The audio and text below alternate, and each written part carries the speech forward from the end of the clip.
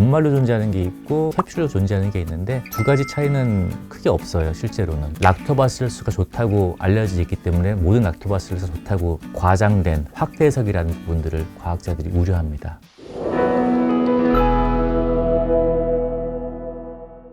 안녕하세요. 세균으로 세상을 설명하는 좋은균연구소 김석진 소장입니다. 제가 가장 흔하게 듣는 질문은 좋은 프로바이오틱스는 어떻게 골라야 하나요? 입니다. 오늘 그 팁을 알려드리고자 합니다.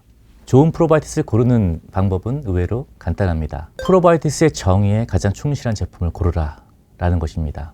WHO 세계건강기구에 따르면 프로바이오틱스란 충분한 양을 섭취했을 때 건강에 도움을 주는 살아있는 생균이라고 정의하고 있습니다. 이 정의를 분석해보면 크게 세 가지로 나눌 수 있는데요. 충분한 균이어야 한다, 과학적으로 검증이 돼 있어야 된다, 생균이어야 한다. 이 세 가지인데요. 하나하나 한번 우리가 살펴보도록 하겠습니다. 일단 그 균수에 대해서 먼저 말씀드리면은 균수, 과연 얼마나 많은 것이 충분한 것일까? 사람마다 밥그릇 사이즈가 다르죠. 내가 배불리 먹을 수 있는 밥 한 공기의 사이즈와 제 옆에 있는 분의 밥그릇 사이즈 다릅니다. 천편일률적으로 모든 사람한테 적용되는 그런 균은 없지만은 일반적으로 한국식약처에서 규정하는 프로바이오틱스의 정의는 1억에서부터 100억 사이입니다. 특히 고시용 균주라고 해서 일반적으로 오랫동안 그 안전성과 효과가 검증된 그런 균주를 활용해서 제품을 만들 경우에는 그 균주가 들어가고 그 균수가 1억에서 100억이면은 프로바이오틱스 제품이라고 정의하고 그렇게 판매가 가능합니다. 예외가 있는데요. 개별 인정이라고 해서 제품의 규격에 맞지 않은 한, 그래서 100억 이상의 1000억 단위 그런 제품이지만은 그 제품의 안전성과 그 특별한 효과가 검증이 돼서 개별 인증 형태로 존재하는 경우가 있습니다. 그러면은 뭐가 좋은가? 이렇게 보면 될 것 같아요. 우리 몸에 균이 아주 많지 않습니까? 우리 몸에 살고 있는 균이 약 39조라고 알려져 있습니다. 우리 몸을 구성하고 있는 체세포보다 훨씬 많은 건데요. 이렇게 많은 균들이 살고 있는 곳에 영향을 주기 위해서, 즉 이코시스템에 영향을 주기 위해서 상당히 많이 필요합니다. 그래서 만약에 동일한 균주이다, 그리고 동일한 효과가 있다라고 간주했을 때 당연히 이왕이면은 균이 많은 것이 중요하겠죠. 그래서 제 개인적으로는 고함량 제품을 추천합니다. 또 고를 때 확인하셔야 되는 게 있는데 투여균수 그리고 보장균수 이 부분에 대해서도 여러분께서 확인을 하시고 제품을 골라야 된다고 생각을 해요. 모호할 수 있거든요. 그래서 이 단어가 좀 헷갈릴 수 있는데요. 그냥 말 그대로 이해하시면 됩니다. 투여균수란 제품을 만들 때 생산할 때 집어넣는 균수를 말하고 보장균수란 회사에서 그리고 제품이 보장할 수 있는 균수, 특히나 유통기한이 끝날 때까지 보장되는 균수이기 때문에 이 보장균수가 더 중요합니다. 그걸 꼭 확인해서 얼마나 보장균수가 많은지를 확인해 보시고요. 균주도 보셔야 됩니다. 어떤 균주가 들어가 있느냐 매우 중요합니다. 단일균주인지 복합균주인지를 보는 게 중요한데요. 딱 잘라서 말씀드리기는 쉽지 않지만은 대부분의 과학자가 동의하는 것은 단일균주로 된 제품보다는 복합균주로 된 제품이 더 좋다. 많은 과학자들이 동의를 할 겁니다. 그 이유는 우리 몸에 살고 있는 균들의 생태계를 보면은 이해가 되는데요. 우리 몸에 살고 있는 균의 종류만 해도 수백 가지가 된다고 합니다. 그랬을 때 단 한 가지 종류의 균이 들어가는 것보다는 다양한 균주가 들어가서 서로 힘을 합해서 장 환경을 바꾸는 게 더 유리하다라고 이해하시면 될 것 같습니다.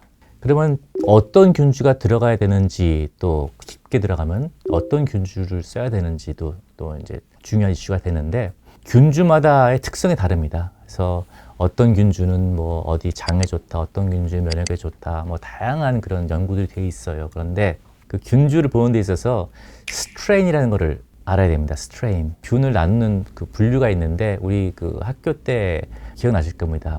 계문, 강목, 과속종 이렇게 해서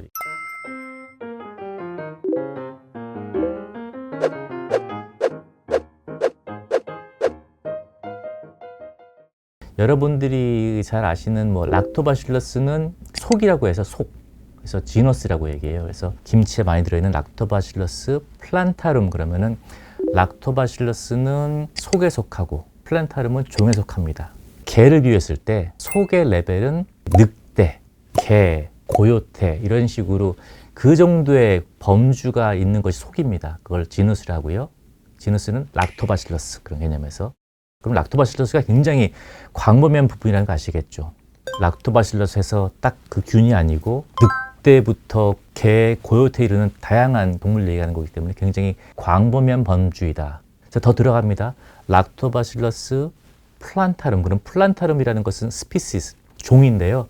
그런데 독은 종류가 굉장히 많죠. 셰퍼드, 치와와, 핏불, 다양한 개 종류가 있습니다. 그래서 우리가 흔히 말하는 락토바실러스 플란타름이라고 했을 때 그게 탁 떨어지는 어떤 아주 구체적인 균을 얘기하는 것이 아니고요. 굉장히 광범위한 개를 얘기하는 겁니다. 즉 개의 기본적인 속성, 용맹하다, 온순하다, 다양한 게 있지 않습니까? 그런 공통분모적인 부분이 있지만은 속과 종을 얘기했을 때는 그 균의 특성을 설명하기에는 매우 부족합니다. 그래서 필요한 것이 다음 단계인데요. 스트레인입니다. 스트레인이라고 하면 좀 쉽게 표현하자면 아까 말씀드린 대로 셰퍼드인지 아니면 치와와인지 핏불인지 말티즈인지 이런 식으로 들어가는 거예요. 개 중에서도 각각 다른 특성을 가진 개들이 존재하지 않습니까? 그래서 이 스트레인 레벨까지 봐야지 그 균의 특성을 알 수 있다는 것이 매우 중요합니다. 실제로 과학계에서도요, 일반의 오류라는 부분을 지적하는데요. 락토바실러스가 좋다고 알려져 있기 때문에 모든 락토바실러스가 좋다고 확대 해석하거나 모든 락토바실러스 플란타름이 다 동등하게 좋은 균이다라는 그런 것은 과장된 확대 해석이라는 부분들을 과학자들이 우려합니다. 그래서 어떤 균의 효과를 얘기할 때는 반드시 스트레인 레벨에서 다뤄야 합니다. 제품을 보시면은 락토바실러스 플란타름 어쩌고 저쩌고 XXX 이렇게 되는데요. 그 균주가 실제로 과학적으로 얼마나 검증됐는지를 확인하는 것이 매우 중요합니다. 다음에 설명드릴 것은 좀 더 복잡해집니다. 스트레인과 스트레인 레벨에서 검증했다고 치더라도 이것이 서로 시너지가 있는지 아니면 경쟁적인 관계에 있는지에 따라 가지고 그 균주들을 혼합하는 것이 바람직할 수도 있고 아니면 바람직하지 않은 경우도 있습니다. 예를 들어서 다시 그 개에 비유하면 좋을 것 같아요. 셰퍼드라는 아주 용맹하고 좋은 우리 집을 잘 지켜주고 나를 보여줄 수 있는 개가 있다고 가정해 보겠습니다. 한편 치와와를 좋아한다고 가정해 보겠습니다. 둘 다 예쁘고 믿음직하고 좋은 개들이죠. 근데 그 둘을 한 곳에서 키운다고 했을 때 과연 둘이 잘 지낼 수 있을지 그건 또 미지수입니다. 그렇죠? 마찬가지로 아무리 그 효과가 과학적으로 검증이 잘 된 균일지라도 배 앞에서 제품 만들었을 때 A 플러스 B가 돼가지고 훨씬 더 효과가 많이 나올 거라는 것은 합리적인 추론이 아닙니다. 왜냐? 두 균이 경쟁적인 관계에 있다면은 서로의 능력들을 상쇄시키는 역할을 하기 때문입니다. 그래서 이때 사용되는 단어가 compatibility라고 그런 단어가 사용됩니다. 서로 궁합이 맞느냐? 그렇게 이해하시면 되겠는데요. 결론적으로 균주 그리고 균주의 배합도 중요하지만은 그 특정 균주의 배합으로 되어 있는 제품으로서 연구된 것을 확인하는 것이 중요합니다. 제품이라 하면 어떤 균주가 사용되었는지 그리고 그 비율은 어떤지 그리고 총 수가 얼마인지가 구체적으로 이미 정해진 것이기 때문에 과학적으로 검증된 결과를 근거로 해서 효과를 확인하는 것이 중요합니다. 마지막 남은 부분이 생균인데요. 일반적으로 프로바이오티스는 동결 건조된 형태로 존재합니다. 온도와 습도에 매우 민감해요. 그래서 가능하면은 서늘한 곳, 이 냉장 상태를 유지하는 것이 중요합니다. 실온으로 유통되는 그런 제품들도 구입하신 다음에 냉장고에서 보관하는 것을 저는 강력히 추천드립니다. 그러면 훨씬 더 그 균수를 오랫동안 높게 유지할 수가 있습니다. 그리고 제품의 형태가 분말로 존재하는 게 있고 그리고 캡슐로 존재하는 게 있는데 두 가지 차이는 크게 없어요. 실제로는. 왜냐하면 분말도 동결되어 있는 것이고 일반적인 캡슐 형태도 먹는 편의성 때문에 캡슐에 들어간 것이지 특별한 차이가 없습니다. 근데 그 중에서 장용성 캡슐 형태로 존재하는 것이 있습니다. 이것은 그 캡슐에 특별한 코팅을 해서 위에서는 녹지 않게 만드는 거예요. 그래서 위산에 의한 파괴를 최소화시키겠다라는 그런 목적으로 만들어진 건데 잘 생각을 해봐야 되는 것이 내가 어디에다가 균을 보내고 싶느냐에 따라 가지고 장용성 코팅된 캡슐이 의미가 있을 수도 있고 의미가 적을 수도 있습니다. 우리가 일반적으로 세균, 장내 세균 그러면은 대장을 많이 연상을 합니다. 왜냐하면 거기 가장 세균들이 많이 살기 때문에. 그런데 좋은 균이 필요한 것은 대장뿐만 아닙니다. 그 위에 소장도 필요하고 위도 필요하고 다 필요하죠. 그래서 만약에 헬리코박터가 있다든지 이런 분들이 이 위염에 도움을 받고 싶은 이유 때문에 드시는 분들이라면 당연히 유익균들이 위에서 그냥 지나가면 안 되고 거기서 좋은 효과를 보여줘야겠죠. 그래서 생균 형태가 더 바람직하다라고 말씀드릴 수 있겠습니다.